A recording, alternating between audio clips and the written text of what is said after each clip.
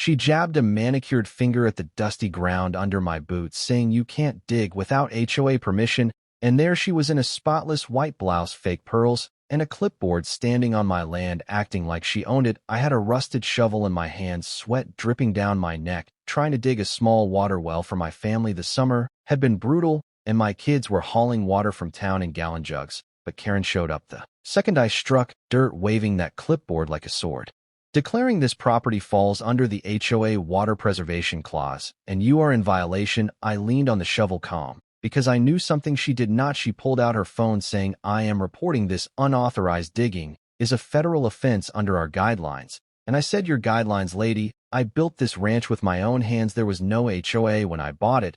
And she snapped, well, we formed one last year. Retroactive rules. You will be fined and maybe evicted. That is when my daughter came running barefoot from the house, saying, Dad, no water again, her voice cracking, and Karen did not even flinch, just smirked. So you were stopping me from getting water for my family? I asked, and she said you should have read the fine print, smiling like it was a game. But what she did not know was that well was not just for me. It was for the underground pipeline that ran to her own massive cattle ranch beyond the hill, and she had no idea what she just started. The next morning I was up before sunrise, walking to the old pump station by the east fence line. Most people thought it was just a pile of rusted metal and weeds, but decades ago it supplied water to 3 properties, including hers, and her whole cattle operation still depended on it. I opened the valve, turned a few stiff knobs, and heard it click. The pressure hissed, and then died. Pipes groaned in the distance, and the water was gone. Back at my house, my phone buzzed with urgent messages saying livestock water pressure at 0. And if this is you will be reported for environmental sabotage. Then her SUV came flying down the gravel road, spitting dust. She jumped out before it even stopped, yelling, what did you do?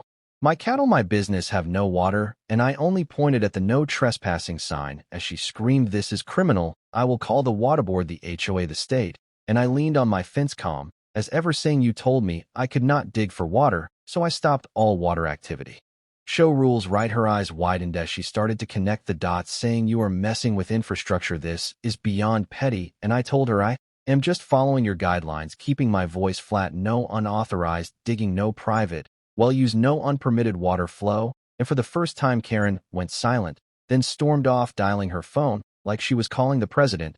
But she had no idea that this land and the entire water system was registered under a legacy agreement protected by state rancher rights and grandfathered in long before the HOA existed, and I had the documents to prove it. She tried to use fake authority, but ended up cutting her own lifeline. By noon, she had every official she could think of lined up outside my gate. 2 HOA board members in polo shirts stood awkwardly. A man from the county water department kept asking if I had a minute to talk, and behind them a deputy sheriff leaned on his truck watching. I walked out with a folder under my arm. Karen, pacing like her empire was on fire, spotted me and marched up, declaring I was in violation of multiple civil codes, disrupting agricultural flow, damaging communal interests, and under investigation. I handed her the folder. She tore it open and found 3 things: a deed showing I owned the pipeline easement, a 1987 exemption from municipal water zoning, and a notarized letter from the state water board confirming my independent rights. Her face went pale. She asked where I got this, and I told her my